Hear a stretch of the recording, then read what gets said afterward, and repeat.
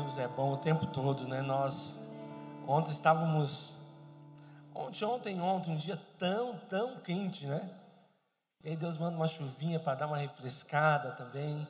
E assim, gente, às vezes a gente esquece que Deus, Ele está cuidando de todas as coisas. E às vezes, você fala, puxa, está tão quente, eu estou trabalhando. Mas tem gente que está de férias e está torcendo para o calor, né? Então Deus, ele está trabalhando com todo mundo. Como tem gente que em alguns lugares está dizendo, chove um pouquinho porque precisa molhar aqui. Então Deus, ele é muito sábio. Às vezes a gente não entende isso. A gente olha dentro da nossa perspectiva de vida. É o que eu preciso, o que é bom para mim agora. Mas Deus, ele está olhando para todo mundo.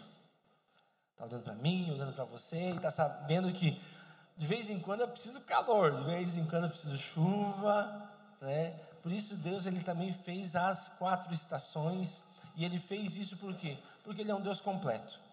E além disso, Deus, ele nos fez diferentes. Já parou para pensar nisso? Que você é muito diferente de todo mundo que está aqui? Eu sou todo mundo. Olha para a pessoa que está do teu lado. Você já percebeu que não tem aqui dentro dessa igreja ou no mundo alguém que seja igual a você? Deus te fez especial. Só por você ser único. Você sabe que quanto mais cópias ou réplicas a gente tem de uma coisa, menos ela tem valor, certo? Você concorda com isso ou não? Vamos imaginar que exista uma coisa no mundo que ela é única. O valor dela é maior, por quê? Porque ela é única. Agora, se você tem 10 daquela, o valor dela já diminui, porque já não é mais única. Agora, se você tiver 1 milhão dessas cópias, já não tem tanto valor, porque tem muito. Agora, você é único. Quando Deus projetou, Ele projetou você. Eu acho tão legal quando a gente vai olhar para a criação, quando Deus faz o homem. A Bíblia fala que, quando Ele faz os animais, as florestas, tudo que existe, a Bíblia diz que Deus disse e houve. O homem, Deus não fez assim. Deus fez como? Desenhou. Já parou para pensar? Eu sou péssimo desenhista, tá? Mas quando você tenta desenhar, né? Se você desenha bem, tudo bem. Mas se você é que nem eu, você tenta pensar no melhor traço possível, mais bonito possível. Porque você está pensando, você imaginou na tua mente, você está colocando ali. Então, quando Deus fez o homem, Ele não disse só faça-se o homem, né? Ele criou o homem à sua imagem e à sua semelhança. Então nós estamos na nossa segunda palavra da série. A semana passada a série é JMR, que é não julgar, não mentir e não reclamar. Quero só ver semana que vem. Essa semana foi interessante. Nós estávamos no carro, eu com a minha família, e não sei o que alguém falou lá, falou, opa, olha só, não podemos julgar. Na hora todo mundo, opa, é isso aí. Porque às vezes a gente nem percebe que a gente está julgando. A gente acha que está fazendo um comentário, mas tem uma pitada de julgamento. Eu achei interessante, porque na hora todo mundo, opa, é mesmo, né? Não podemos julgar. E nessa semana nós vamos entender um pouquinho sobre a mentira. E eu quero entrar, vou falar talvez da mentira como todo mundo aqui conheça, mas a gente entender qual é o fundamento ou o princípio da mentira e por que ela é tão nociva para a vida do ser humano. Olha lá o que fala, é uma palavra pesada, né, de Jesus, já em João 8,44, diz assim: vós tendes por pai ao diabo, e querem satisfazer os seus desejos de vosso pai. Ele é homicida desde o princípio, e não se firmou na verdade, porque não há verdade nele. Ou seja, quando ele profere mentiras, fala do que lhe é próprio, porque é mentiroso e pai da mentira. Olha só o que está dizendo ali. Ele está dizendo que ele começa dizendo, vós tendes por pai ao diabo. E se a gente for pegar aqui o contexto, ele está trazendo isso em relação à mentira. Ele está dizendo, olha, os frutos que vocês estão tendo aí são frutos do pai de vocês. Daí ele fala isso. Quais são os frutos do pai de vocês? Ele fala assim, olha, nele não há verdade. Ou seja, aqui é uma coisa que nós temos que pegar. Quando se trata do inimigo, ele sempre trabalha na mentira. O padrão dele é a mentira, gente. Quando você começa a entender isso, você começa a visualizar algumas coisas que talvez você nunca viu na tua vida. Olha só, gente, só para a gente entender um pouquinho melhor isso. Quando você descobre que a mentira é mentira, ela perde o poder, certo? Porque você não está mais enganado. A partir do momento que você descobriu a verdade, você está liberto daquela mentira. O ponto é que a mentira, quando ela é eficiente, ela engana. O grande negócio é eu estar numa mentira achando que eu estou na verdade. Esse é o maior dos problemas. E aqui, antes da gente entrar, o foco da palavra vai ser esse que eu vou falar agora. Mas eu quero dividir aqui um pouco a ideia para a gente poder entender alguns graus da mentira. Então a gente pode dividir as mentiras, a mentira em duas partes, né? A primeira é as mentiras conscientes e segundo são mentiras inconscientes. Dentro das mentiras conscientes, nós podemos dividir isso em duas partes também. E aqui, me perdoe a palavra que eu vou usar, mas você vai entender o que eu quero dizer. São aquelas mentiras graves e as mentiras inocentes, tá? Então, nós vamos trabalhar em relação a isso. O que é uma mentira grave? Que você prejudica o outro para teu benefício, tá? Então, por exemplo, você conta uma mentira porque você vai ter um benefício sobre aquilo e automaticamente o teu benefício vai ser ruim para a pessoa. Porque se fosse teu benefício e benefício da pessoa, você não precisaria mentir, certo? Você contaria a verdade, tudo bem. O grande ponto é que, por exemplo, vamos imaginar que você está vendendo um carro e esse carro tem um defeito. Aí você pega, o cara pergunta, e aí, esse carro tem algum defeito? Não, está perfeito. Quando você fala, bom, esse carro está perfeito, por que você falou isso? Porque você quer um benefício. Qual o benefício? Eu quero vender esse carro sem problema nenhum. Eu quero passar esse carro para frente e se a pessoa descobrir que tem esse defeito, talvez ela não queira, ou talvez ela me peça um desconto nesse carro. Então entenda que você mentiu para você ter o teu benefício, de não perder o valor do carro, ou você não precisar talvez explicar o que aconteceu dentro da situação. E a pessoa, ela vai ter um malefício, porque ela está comprando um carro que ela acha que está 100% e talvez está 50%. Depende aí do tamanho da mentira. Então essa é aquela mentira consciente e a mentira para ganhar uma vantagem e prejudicar a outra pessoa. É claro que talvez a pessoa não pense, eu vou mentir agora para prejudicar, simplesmente por prejudicar. Mas o problema é que quando você se safa da situação, automaticamente você está trazendo um prejuízo para aquela pessoa. Então olha só, quando a gente começa a entender isso, a gente começa a entender o padrão e o princípio. Toda a mentira vem do medo. Já parou para pensar nisso? Eu me lembro quando a minha filha mais velha era pequena, eu tinha lavado o carro e de repente eu cheguei lá, estava uma mãozinha de barro assim na porta. Aí, claro que ela devia ter uns 4 anos de idade. Aí eu cheguei, filha, vem aqui. Ela veio, o que é isso aqui? Não sei. Como não sabe? Não sei. Agora entenda, por que ela estava falando isso? Por que ela não podia chegar? Pai, eu estava brincando e coloquei a mão aqui. Por que ela não podia falar isso? Medo. Medo do quê? Porque ela sabia que ela tinha feito algo errado. Ela sabia que o pai dela tinha limpado tudo e ela sujou. Naturalmente, mesmo ninguém talvez explicando para ela, ela tinha uma noção de quando se limpa uma coisa, se limpa para deixar limpo, não para sujar. Ela tinha essa noção. E aí ela falou, não. E eu falei, filha, o pai sabe quem foi. Mas eu queria ouvir você falar quem foi. Você sabe quem foi? Não sei. Aí a gente entrou dentro de casa, eu sentei no sofá, eu falei, filha, deixa eu te falar algo. Se você souber quem foi, não vai acontecer nada com você. Agora deixa eu te falar uma coisa, eu sei quem foi. E eu vou corrigir quem foi. Só que eu gostaria que você me contasse quem foi. Você sabe quem foi, filha? Não sei. Aí passou, sei lá, uns 30 segundos, ela voltou e falou, pai, eu acho que fui eu.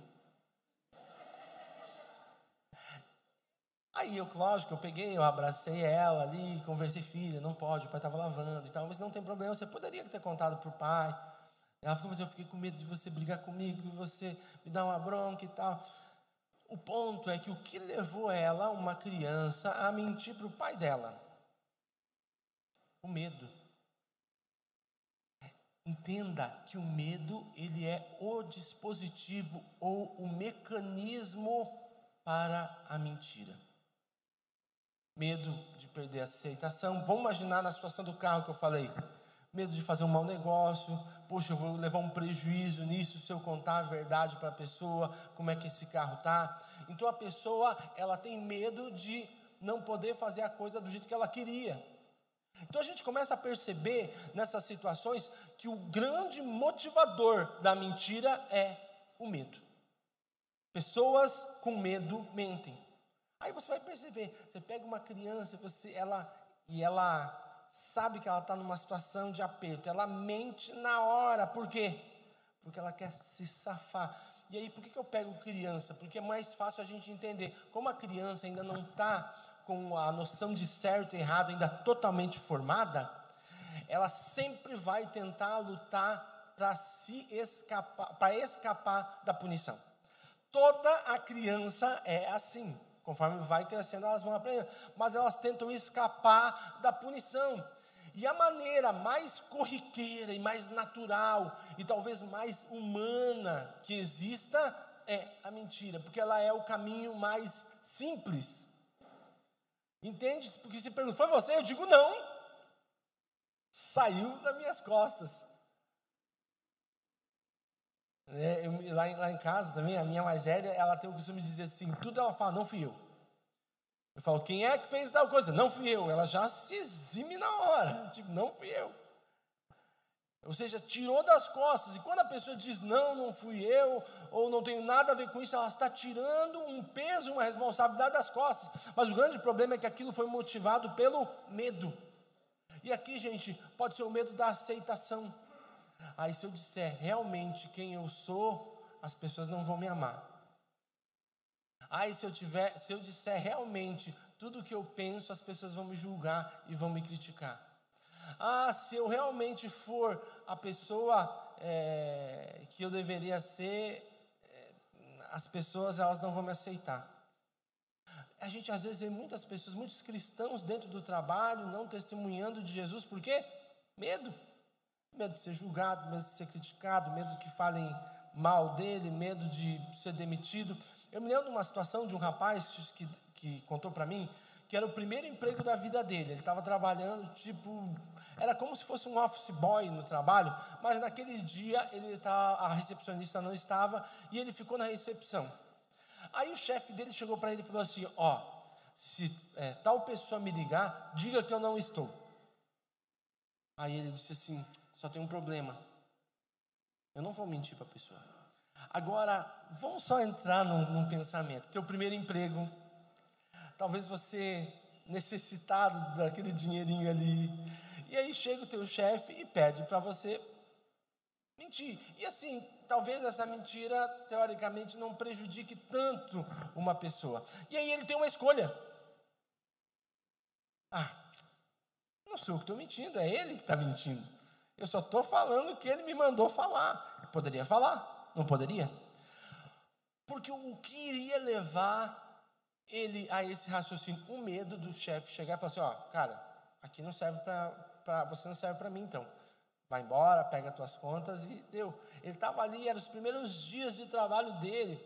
Aí quando ele falou aquilo porque ele tinha uma convicção, não, eu não vou mentir, mas dentro dele, ele já estava com um grande medo de demissão, então ele fez o que era certo, se posicionou em relação à postura dele, de como ele iria agir lá, mas ao mesmo tempo ele estava com um medo gigante de ser demitido.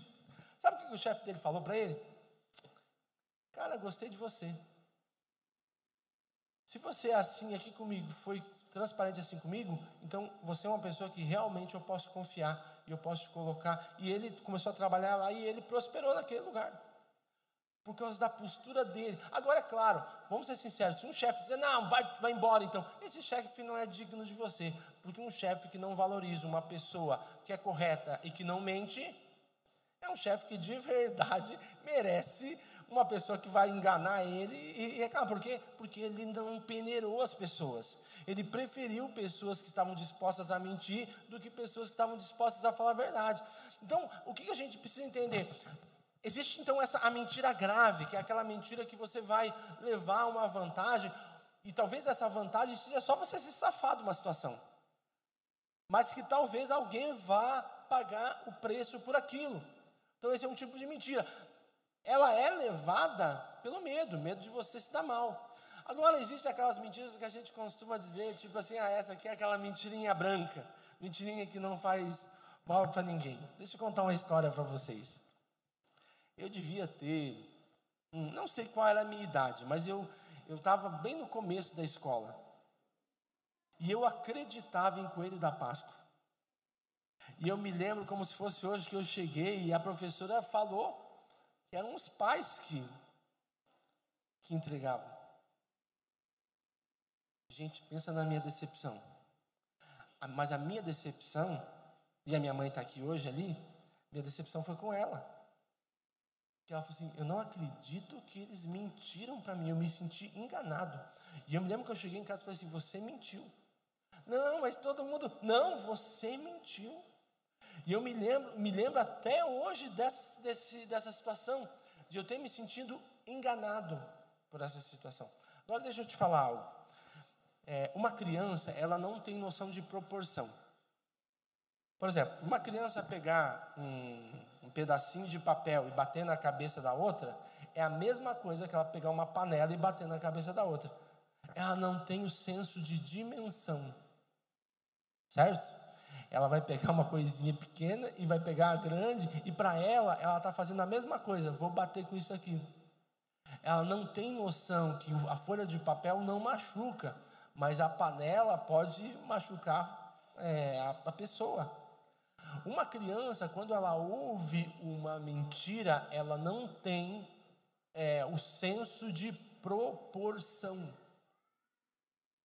Ela não sabe o que é uma mentira que simplesmente você falou e que não prejudicou ninguém, ou uma mentira que pode prejudicar. O que ela entende? Ela entende que não existe problema em você mentir. Sabe, e aí a gente pensa que quando nós passamos por situações que muitas vezes nós somos tentados a mentir, nós achamos que nós aprendemos isso onde? Aprendemos isso lá quando a gente era criança, nas pequenas coisas. A Bíblia fala que quem não é fiel no muito não é fiel, quem não é fiel no pouco também não será fiel no muito. Sabe, me lembro também de uma outra situação com a minha filha mais velha, nós entramos numa loja, era perto do Natal. Aí a moça perguntou para ela assim, ela devia ter uns 3 anos de idade.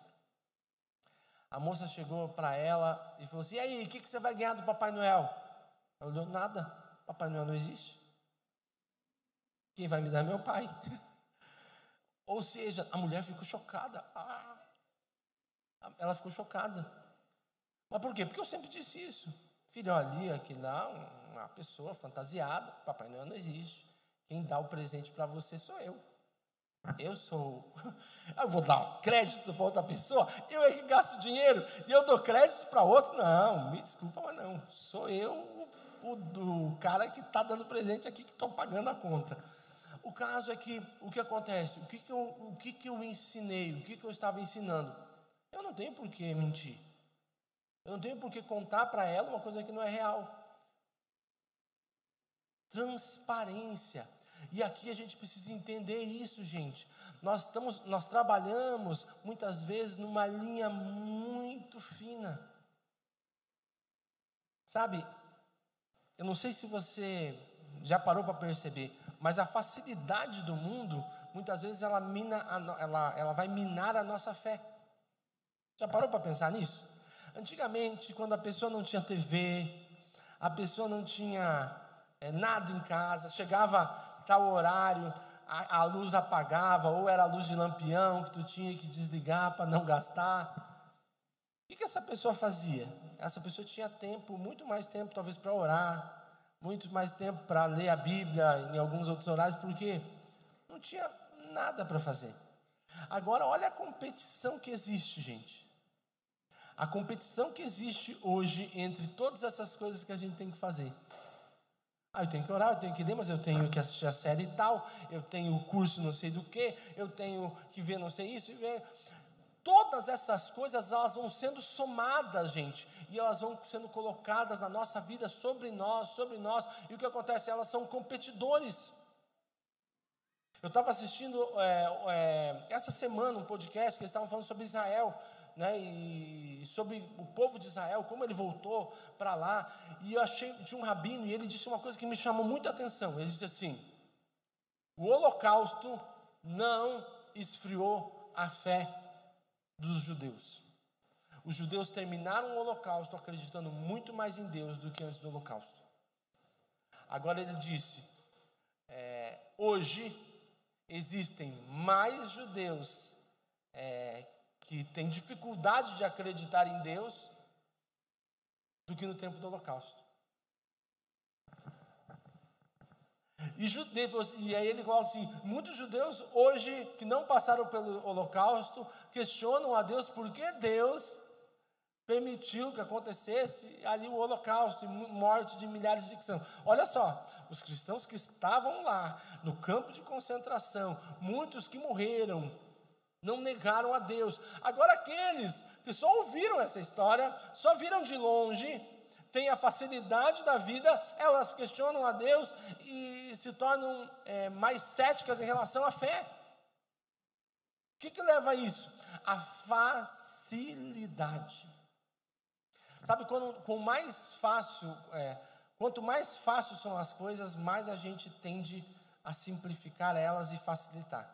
Tipo, vamos imaginar, pensa antigamente quando se fosse fazer uma comida. A pessoa já acordar cedinho, tinha que colocar a lenha lá no fogão a lenha, soprar, né, fazer, abanar. Aí quando pegava fogo tinha que esquentar a chapa. Eu me lembro, a gente ia na minha avó, eles deixavam já o arroz, o feijão, num dia anterior, já na panela, na água, e de manhã ele já ficava a manhã toda fervendo. Hoje em dia você pega, jogou a comida dentro do prato, micro-ondas, 30 segundos, esse negócio está demorando. Eu acho que esse micro-ondas está estragado. Ontem ainda com os senhores lá em casa, esse micro-ondas não esquenta nada, 30 segundos. E a pessoa reclamou: não esquenta nada, vai lá no fogo então. Vai, tira uma xícara, coloca lá, risca o fósforo, vai, aí eu quero ver. Sabe o que acontece? As pessoas elas começam a achar que essas coisas não são tão importantes. A gente vivencia isso. E quando a gente começa a dar esses pequenos, isso aqui não tem problema, aquilo não tem problema, aquilo não tem problema, sabe? A gente começa a não filtrar nada mais. Nada mais tem problema. E são pequenas coisas. Só que essas pequenas coisas começam a ter dimensões maiores. E elas vão tendo dimensões maiores. E quando nós vemos, nós estamos numa grande enrascada. Tudo na vida começa com uma pequena decisão. Tudo. Nada é numa grande decisão que você tomou e mudou tudo e alterou tudo. Não, é uma pequena decisão que começou lá atrás e várias outras pequenas decisões foram vindo, até que chegou no ponto que você chegou. É uma mentirinha lá no começo que vai chegando,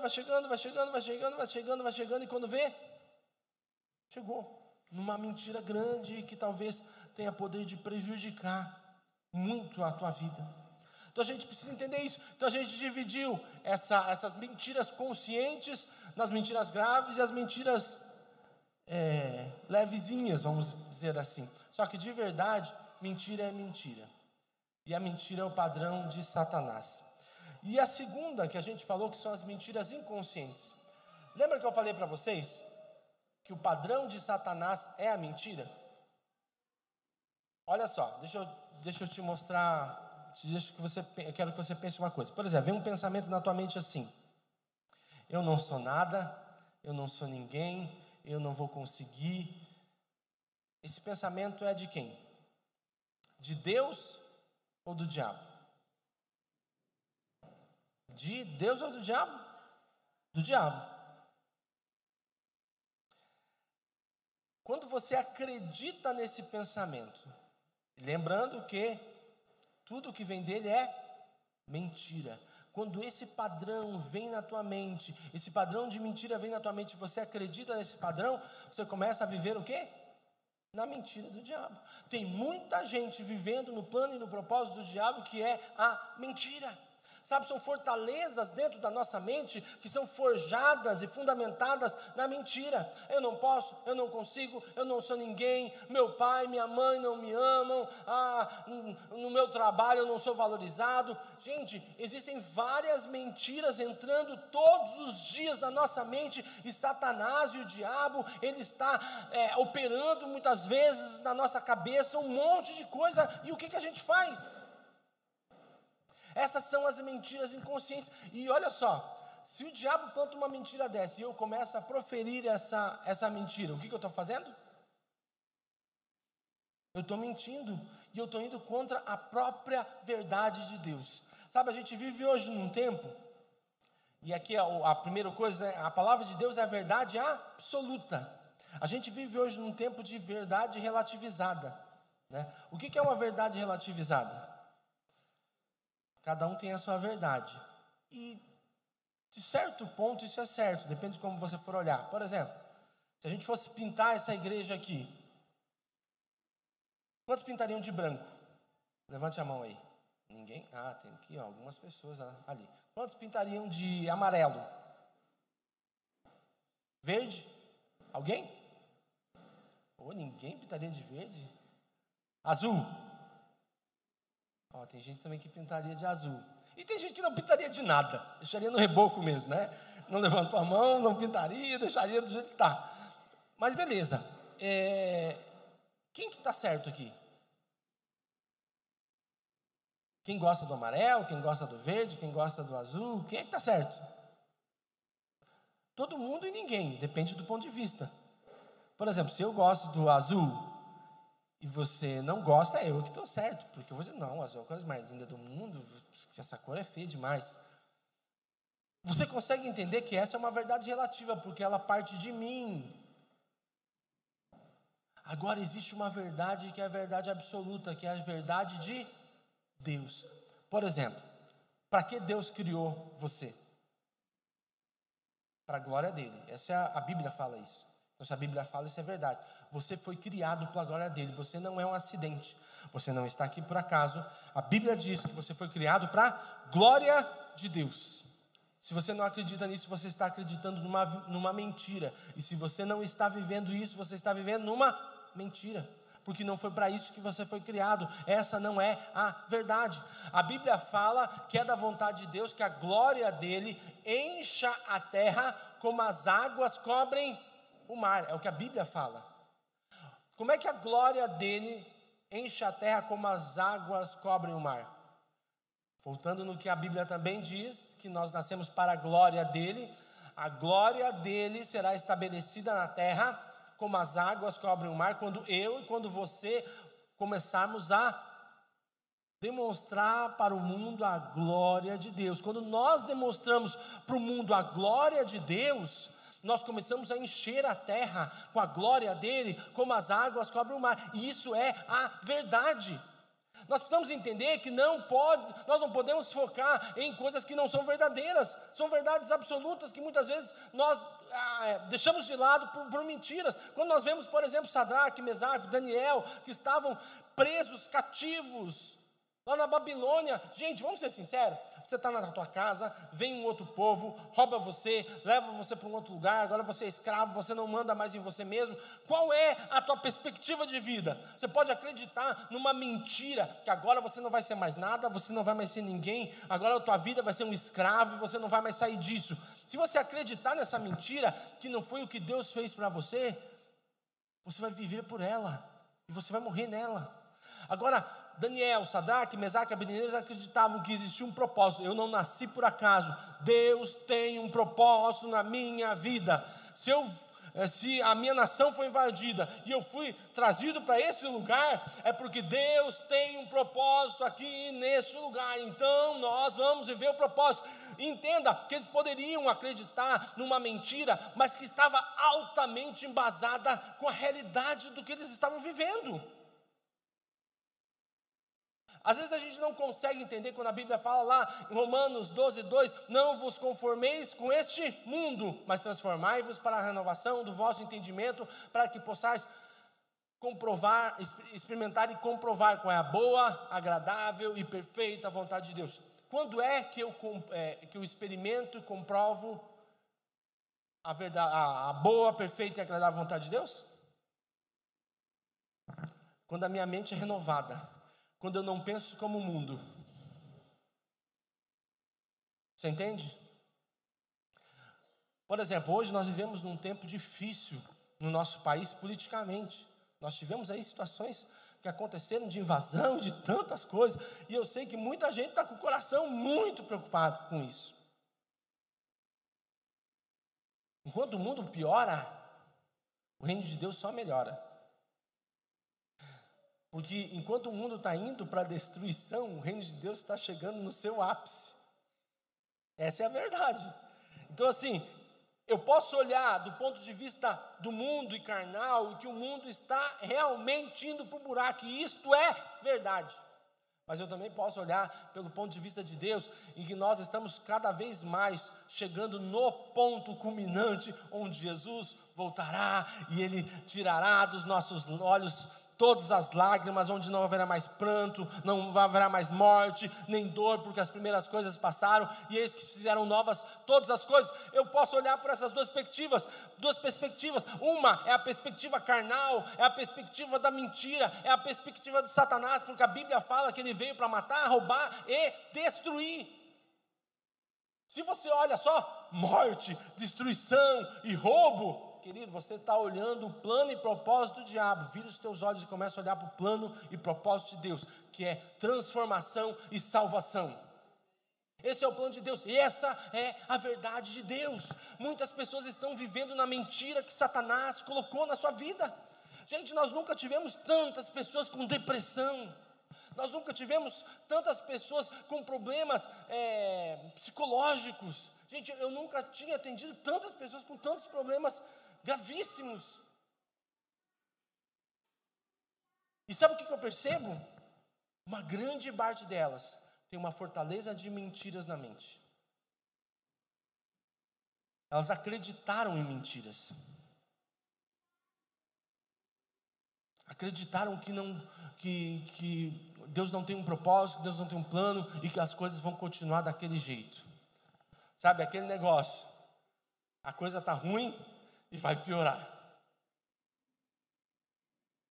Eu tenho encontrado muitas pessoas assim.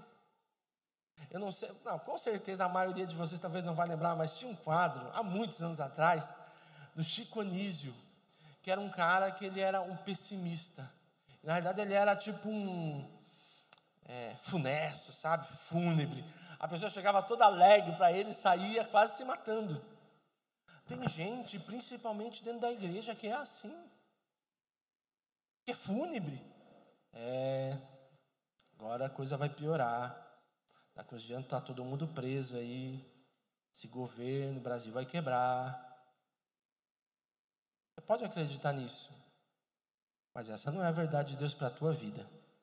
Sadraque, Mesaque, Abednego e Daniel estavam escravos num país, e eles não acreditaram que o propósito de Deus era que eles ficassem lá. Essa era a mentira do diabo. Eles acreditavam que Deus tinha, mesmo no cativeiro, Deus tinha um propósito. E eles se transformaram nas pessoas mais influentes daquela nação. José foi vendido pelos irmãos, ele podia realmente acreditar numa mentira. Deus não me ama, vamos ser sinceros. Olha só, você é vendido pelos teus irmãos como escravo. Você já, tudo bem, Deus, não é culpa tua, foi esses meus irmãos que são meio endemoniados, aí me venderam, tá bom. Agora, você vai e começa tudo a prosperar na casa de Potifar, e de repente, você é acusado injustamente. Não, Deus, agora eu sei, Deus, que é um complô. Antes eu pensei que era só meus irmãos que eram meio endemoniados, mas agora, depois de tudo isso, eu fazendo tudo certinho, aqui, acontecer isso. Ele poderia acreditar nisso. E talvez talvez você, poderíamos ter acreditado também nisso, se fôssemos nós. Mas o que ele preferiu acreditar? Deus tem um propósito comigo. Ele se baseou e se fundamentou nos sonhos que Deus tinha dado para ele. Lá atrás, um dia Deus vai me levantar. E a glória dele vai resplandecer. A glória dele vai resplandecer através da minha vida. Eu prefiro acreditar nessa verdade do que em tudo aquilo que está ao meu redor. Sabe, é como a gente precisa olhar, e essa é a verdade. Antigamente a gente cantava uma música que dizia assim, que os reis da terra se prostrarão ante a ti, Senhor. Os poderosos virão a ti e confessarão o teu poder. O que eu estou vendo lá na frente? E o refrão da música é: não apenas de palavras, reinas hoje. Reinas hoje, ou seja, não só por essas circunstâncias, não só por essas coisas que estão acontecendo aqui, reina, nós não somos só apenas com palavras, nós não somos só de falar, nós acreditamos no teu reino real aqui. Sabe, é você olhar para frente, você acreditar naquilo que Deus tem para você. Talvez você está hoje com a tua vida destruída, eu não sei. Talvez você olhe para a tua vida e fale assim, não foi isso que eu planejei, e talvez nem foi o que Deus planejou para você, mas você pode ter certeza que Deus tem um propósito para a tua vida. Deus tem uma realidade diferente para você. Sabe, muitas vezes a gente se sente perdido e a gente começa a acreditar em um monte de mentiras, e parece que quando a gente está ruim, está mal, aí sim que a gente começa a ouvir milhares e milhares de mentiras vindo sobre a gente. Você já pensou Jó naquela situação que ele estava lá, sabendo que não tinha feito nada errado, e daí ouvindo as pessoas dizendo assim, amaldiçoa Deus, morre logo, o que você fez? Mas o que ele questionou a Deus, mas quando ele viu realmente Deus, o que ele disse? Eu sei que o meu Redentor vive. Ou seja, ele conseguiu visualizar a verdade dentro da mentira que ele estava vivendo. Talvez você está vivendo numa mentira que Satanás plantou na tua vida, mas Deus tem a verdade absoluta sobre você, para que você possa ter uma vida plena. Amém? Se coloca de pé.